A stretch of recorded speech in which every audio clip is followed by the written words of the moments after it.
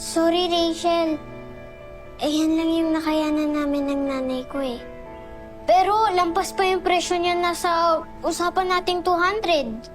Mas lalo pa yung sa'kin, 800. Tapos ito nang makukuha ko? Rachel, tama na. No, ma'am. It's unfair. Anong unfair? 200 ang usapan. Huwag ka nga mag-e-expect na mahalang regalo gaya ng binili mo. Huwag ka nga makailam dyan, ah. Palibhasa, pareho kayo ni Mikay, sampid. Class, quiet!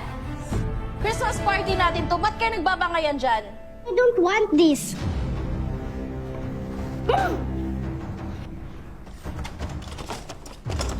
Isasoli ko na lang tong regalo mo sa akin.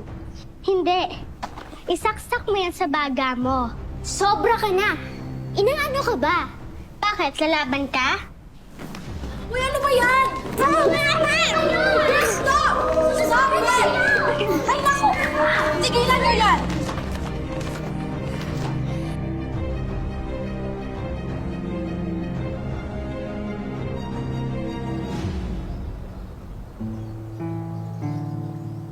Dapat nagsumbong tayo sa guidance sa pambubuli ni Rachel sa'yo.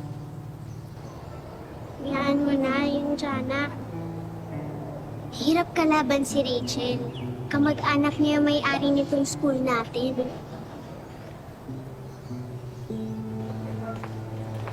Anak, tapos na pala Christmas party niyo. Kamusta? Papunta na ako sa pwesto ko eh. Namakyaw lang ako ng mga panindang gulay. Ay, tulungan na kita magbenta ng gulay, Nay.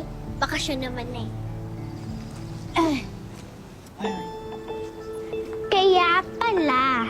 Kaya pala ang cheap ng gift mo sa akin. Kasi tindera ng gulay yung nanay mo.